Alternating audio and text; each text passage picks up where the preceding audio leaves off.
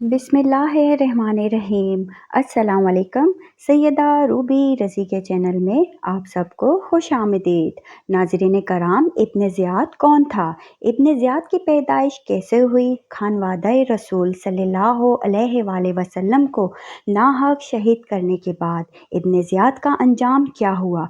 आज हम आपको इब्न ज़ियाद की दर्दनाक और इबरतनाक मौत का मुकम्मल वाक़या सुनाएंगे।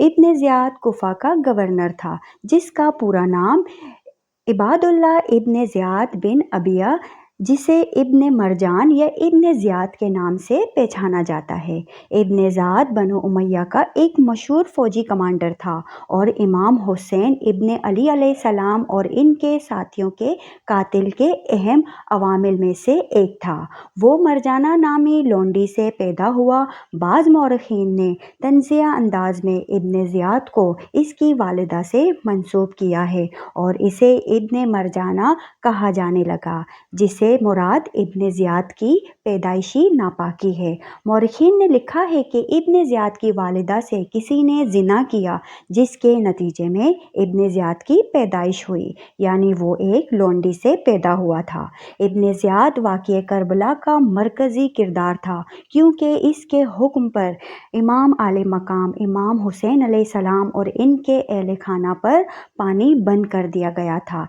इब्न ज़ियाद करबला में लश्कर खोशी और कुफा में अहले बैत आले मोहम्मद सल्लल्लाहु अलैहि वसल्लम से बुरे सलूक से पेश आने की वजह से, ख़ास तौर पे अहले तशी के नज़दीक और हज़रत इमाम हुसैन अलैहिस्सलाम के सरे अनवर के साथ बेअदबी करने की वजह से तमाम मुसलमानों के नज़दीक जालिम और गलीज़ तरीन शख्स समझा जाता है।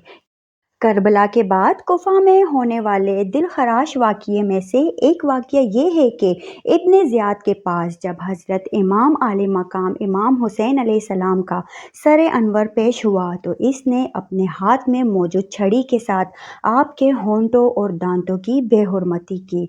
तो दरबार में मौजूद सहाबाए रसूल खुदा ज़ैन बिन अरकाम ये गुस्ताखी देखकर रोने लगे और कहने लगे, ए इब्न ज़ियाद, इस छड़ी को इन होठों से उठा लो। खुदा की कसम, मैं कई मर्तबा इन होठों पर रसूलुल्लाह सल्लल्लाहु अलैहि वसल्लम को बोसा लेते हुए देख चुका हूँ। यही रिवायत यजीद इब्न माविया के बारे में भी मिलती है कि इसने हज़रत इमाम आली मकाम इमाम हुसैन अलैहिस्सलाम के होंठों और सरे अनवर पर छड़ी मारी थी। यही इब्न ज़ियाद मूसल में 30,000 फ़ौज के साथ उतरा। मुख्तार सख्फी ने इब्राहिम बिन मालिक अश्तर को इसके मुकाबले के लिए भेजा। मूसल से 15 कोस के फासले पर दरिया फुरात के किनारे पर दोनों लश्करों में मुकाबला हुआ और सुबह से शाम तक खूब जंग हुई। जब दिन ख़त्म होने वाला था और आफताब करीब गुरूब था, उस वक्त इब्राहिम की फ़ौज गालिब आई और इब्न ज़ियाद को शिकस्त हुई। इब्राहिम बिन मालिक ने हुक्म दिया कि फ़ौज मुखालिफ में से जो हाथ आए उसे ज़िंदा ना छोड़ा जाए। बहुत से हलाक किए गए। इसी हंगामे में इब्न ज़ियाद भी फ़रात के किनारे मुहर्रम की 10वीं तारीख सन 67 हिजरी में मारा गया और इसका सर काट कर इब्राहिम बिन मालिक के पास भेजा गया। इब्न ज़ियाद की मौत के बाद इसके सर को कुफा के दारुल इमारात को खाली कर कर वहाँ रखा गया और उसी जगह इब्न ज़ियाद का सर नापाक रखा गया, जहाँ 6 बरस कब्ल नवासा रसूल इमाम हुसैन अलैहिस्सलाम का सर पाक रखा गया था। इस बदनसीब इब्न ज़ियाद पर रोने वाला कोई नहीं था, बल्कि इसकी मौत पर जश्न मनाया जा रहा था। अम्मारा बिन उमैर ने मरवी है कि जब उबैदुल्लाह इब्न ज़ियाद का सर इसके साथियों के सरों में लाकर रखा गया, तो मैंने इनके पास गया तो हैरान रह गया। मैंने देखा एक सांप आ रहा है। वो सांप सब सरों से बीच से होता हुआ इब्न ज़ियाद के नापाक नथनों में दाखिल हो गया और थोड़ी देर ठहर कर चला गया, हत्ता के गायब हो गया।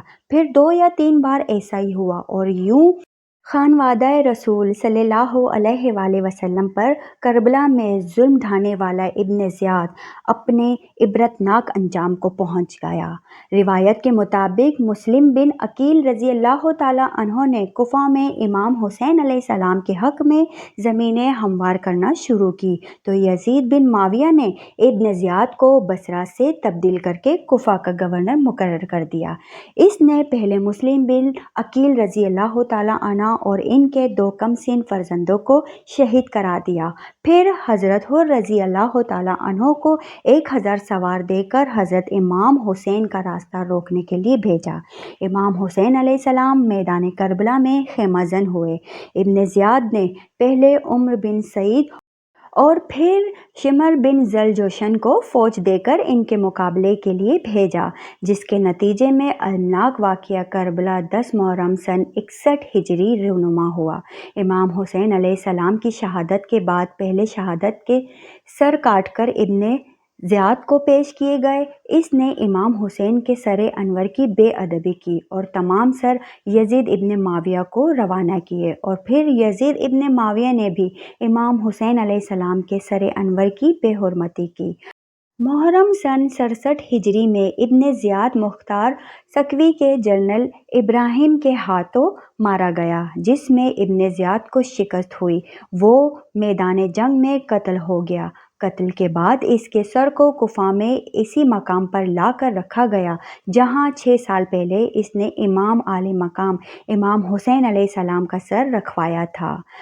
ترمذی صحیح شریف کی صحیح حدیث میں ہے کہ جس وقت ابن زیاد اور اس کے ساتھیوں کے سر مختار سقفی کے سامنے رکھے گئے تو ایک بڑا سانپ نمودار ہوا۔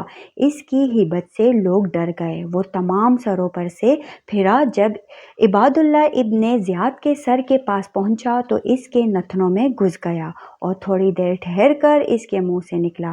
اس طرح 3 بار سانپ اس کے سر کے اندر داخل ہوا اور غائب ہو گیا۔ ابن زیاد، ابن سعید، شمیرکیز ابن اشد کندی، خولی ابن یزید، سنان ابن انس، عبداللہ ابن قیس، یزید بن مالک اور باقی تمام مشکیہ جو حضرت امام حسین علیہ السلام کی شہادت میں ملوث تھے، طرح طرح کے عقوبتوں سے قتل کیے گئے اور ان کے لاشیں گھوڑوں کی طاقوں سے پامال کرائی گئی۔ حدیث میں اللہ رب العزت نے حضرت امام عالی مقام امام حسین علیہ السلام سے یہ وعدہ فرمایا کہ 70,000 شکی مارے جائیں گے، اور وہ پورا ہوا۔ ابن زیاد سمیت اللہ رب العزت نے اس کائنات عالم کے اندر تمام قاتلان شہدائے کربلا کو عبرت کا نشان بنایا۔ تو ناظرین کرام، امید کرتی ہوں کہ آج کی یہ ویڈیو آپ کو پسند آئی ہوگی۔ اگر پسند آئی ہو تو پلیز اس ویڈیو کو لائک شیئر کر کے میرے چینل کو سبسکرائب کر دیجیے گا تاکہ میری ہر آنے والی ویڈیو سب سے پہلے آپ تک پہنچ سکے۔ شکریہ۔ اب تک کے لیے اتنا ہی۔ سیدہ روبی رضی کو دیجیے اجازت۔ اپنا بہت سارا خیال رکھیے گا۔ اللہ حافظ۔